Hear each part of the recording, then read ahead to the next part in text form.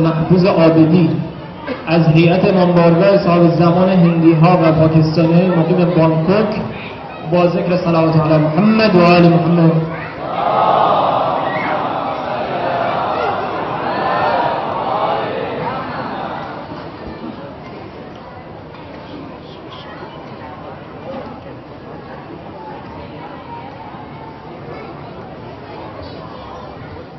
السلام علیکم جميعا ورحمۃ اللہ وبرکاتہ. اعوذ باللہ من الشیطان الرجیم.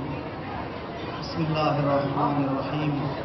فوض امری الی اللہ ان اللہ بصیر بالعباد. الحمد للہ رب العالمین والصلاة والسلام علی خیر خلقہ وسید رسولہ اشرف الانبیاء والمرسلین رحمۃ للعالمین مولانا وحادینا و مولا ثقلین جد الحسنین ابی القاسم محمد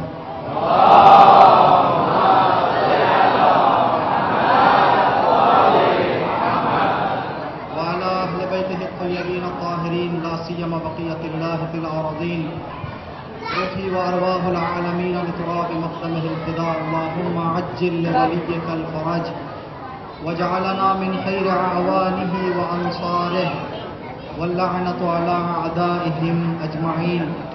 اللهم لعن أول ظالم ظلم حق محمد وآل محمد وآخر تابع له على ذلك. اللهم لعن العصابة التي جاهدت الحسين عليه السلام وشايعت وبايعت وطابعت على قتله. اللهم لعنهم جميعا. أما بعد، قال الله سبحانه وتعالى في كتابه الكريم: بسم اللہ الرحمن الرحیم. فخرج منها خائفا يترقب قال ربی نجنی من القوم الظالمین. تمام موالیان حیدر کرار دنیا کے جس کونے گوشے میں بھی ہیں، بخصوص حاضرین کی صحت اور سلامتی کے لیے، ذکر حسین قیامت تک باقی رہنے کے لیے، اور اس حسینیے اور صاحب عزا اور منتظمین کی توفیقات میں اضافہ کے لیے ایک مرتبہ بلند آواز سے صلوات پڑھیں. محمد و آل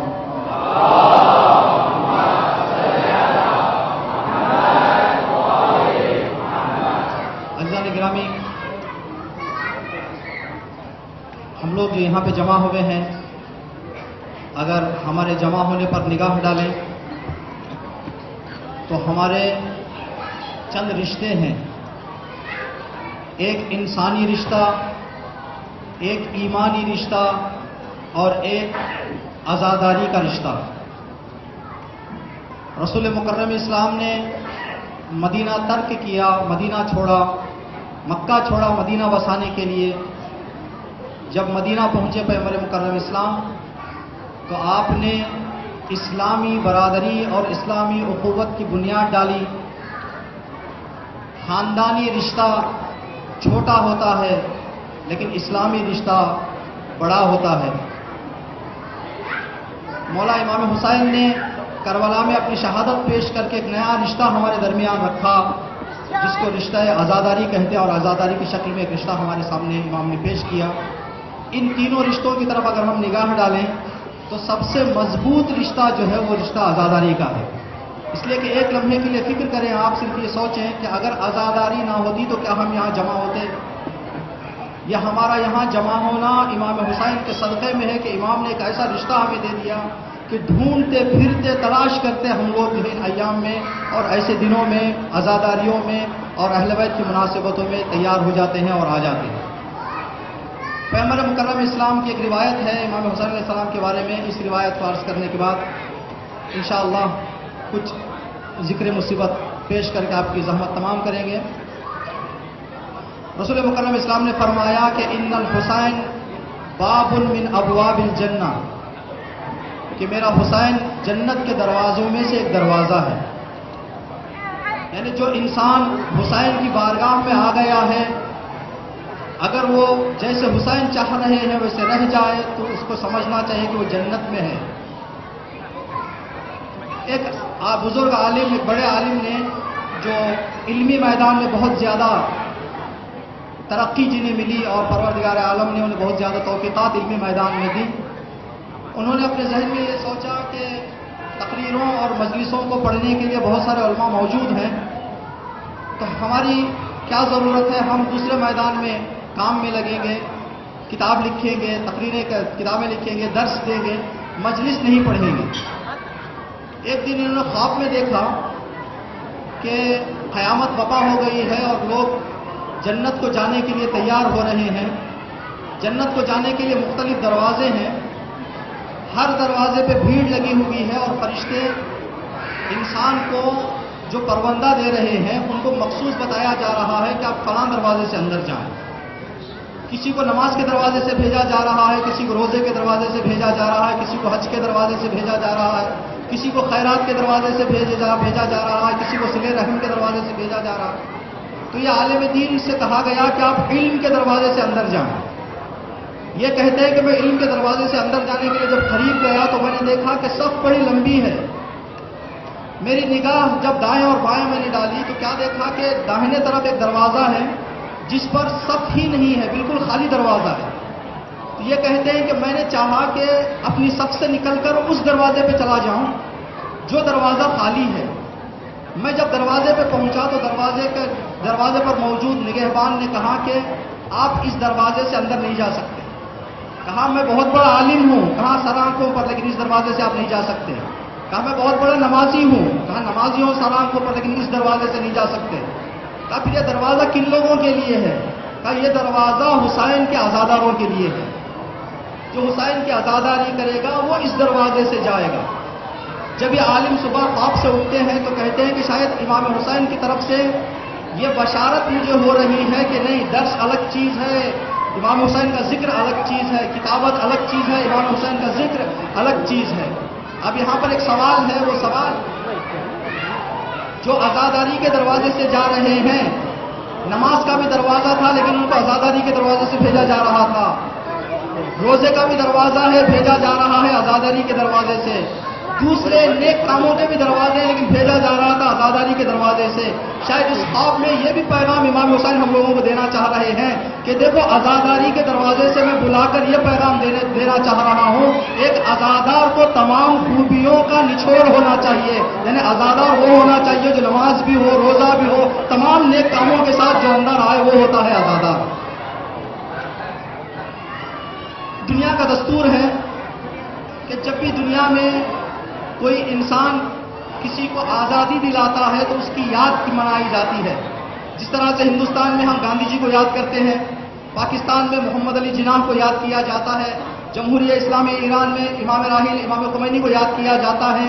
کیوں ایران میں امام خمینی کو یاد کیا جا رہا ہے؟ اس لیے کہ امام خمینی نے ایران کو آزادی دلوائی۔ کیوں ہندوستان میں گاندھی جی کو یاد کیا جاتا ہے؟ اس لیے کہ گاندھی جی نے ہندوستانیوں کو آزادی دلوائی، محمد علی جناح نے پاکستانیوں کو آزادی دلوائی۔ تو جو انسان جہاں جن لوگوں کو آزادی دلواتا ہے لازم ہے کہ اپنے آزادی دلانے والے کو یاد رکھیں۔ اب امام حسین نے ہندوستانیوں کو آزادی نہیں دی، پاکستانیوں کو آزادی نہیں دی، بلکہ امام حسین نے انسانیت کو آزادی دی ہے۔ اب جو بھی دنیا میں انسان ہے اس پر ضروری ہے کہ حسین کا ذکر کرے، حسین کا نام لے۔ اگر نہیں دے رہا ہے تو یہ ایسا انسان جو اپنے محسن کو یاد نہیں کر رہا ہے، اور اپنے محسن کو یاد کرنے والے انسان کو خائن کہا جائے گا، امین نہیں کہا جائے گا۔ اس سے پہلے کہ ذکر مصیبت کریں ہم شکریہ بجا لاتے ہیں انجمن اور ہیئت امام زمانہ عجل اللہ تعالی فرجہ الشریف، برادران ہندوستان اور پاکستان مقیم تھائی لینڈ اور بینکاک کی جانب سے ہیئت امام حسین علیہ السلام کا، جنہوں نے ہمیں اس عظیم عبادت میں شرکت کر کے فیض یاب ہونے کی توفیق عنایت فرمائی، اور ہم دعا گو ہیں کہ پروردگار جب تک دنیا رہے اس آستانے اور اس حیات کو قائم اور دائم رکھے۔ آج جیسے کہ مقررین حضرات، ہمارے علماء بزرگ اور ہمارے حضرات نے اعلان فرمایا، خدا ان سب کا سایہ ہمارے سروں پر قائم و دائم رکھے، کہ جناب قاسم کا تذکرہ کیا جانا ہے۔ بس ایک منٹ میں آپ کی زحمت تمام کرنا ہے کہ جب امام حسین علیہ السلام کے قریب جناب قاسم پہنچے ہیں اجازت مانگنے کے لیے، تو جناب امام حسین علیہ السلام نے تعویذ جو دیکھی اپنے بھائی کی، جس میں لکھا ہوا تھا کہ سلام ہے حسین کی طرف سے میرے بھائی حسن کی طرف سے میرے بھائی حسین پر۔ جب عالم غربت میں بھائی نے بھائی کا سلام سنا تو ملتا ہے کہ امام حسن اور جناب قاسم دونوں آپس میں گلے ملنے لگے اور اتنا روئے کہ دونوں چچا بھتیجے بے ہوش ہو کر زمین پر گر گئے۔ کربلا میں کسی وقت اتنا یاد نہیں کیا اور اتنا کسی پر نہیں رویا امام نے۔ آخر کیا بات تھی؟ امام کو وہ کیا یاد آ گیا؟ امام نے خط میں دیکھا جو لکھا ہوا تھا، بیٹا حسن تم اس وقت اس خط کو کھولو گے جب میرا حسین کربلا میں روز عاشور اکیلا ہو گیا ہوگا۔ بیٹا میری طرف سے چچا پر اپنی جان قربان کر دینا۔ بھائی کو بھائی کی یاد آ گئی، دونوں گلے مل کے رونے لگے۔ امام حسن کے یاد میں امام حسین نے کہا ہوگا کہ بیٹا میں نے کل تیرے بابا کے 72 جگر کے ٹکڑے دیکھے تھے، اب میں کن آنکھوں سے تیرے جنازے کو دیکھوں؟ تو جناب قاسم نے کہا ہوگا چچا اکبر بھائی چلے گئے ہیں، چچا آپ دیکھ رہے ہیں کہ بچوں کی آتش اور پیاس کی صدائیں آ رہی ہیں، میں آپ کی غربت کو دیکھ نہیں سکتا۔ اب میں یہاں ایک جملہ کہوں کہ ہم سب جانتے ہیں کہ روز عاشور امام حسین کے خیموں میں پانی نہیں تھا، قاسم بے ہوش پڑے ہیں، حسین بے ہوش پڑے ہیں، اب بیدار کریں تو کیسے کریں؟ بیویاں جمع ہو گئی، آنسو بہانے لگی۔ جب آنسو کے قطرے حسین جناب قاسم اور جناب امام حسین کے چہرے پر ٹپکے تو جناب قاسم اور جناب امام حسین نے آنکھیں کھولیں۔ بارہ الہ پروردگارہ تجھے واسطہ محمد و آل محمد کا تمام مومنین جہاں کہیں بھی زندگی بسر کر رہے ہیں، پروردگارہ ان کی جان و مال و عزت و آبرو کی حفاظت فرما۔ پروردگار دشمنان اسلام، دشمنان انسانیت جہاں کہیں بھی ہیں، اگر قابل ہیں ہدایت ہیں تو ہدایت، اور قابل ہدایت نہیں ہے تو ان سب کو نیست و نابود فرما۔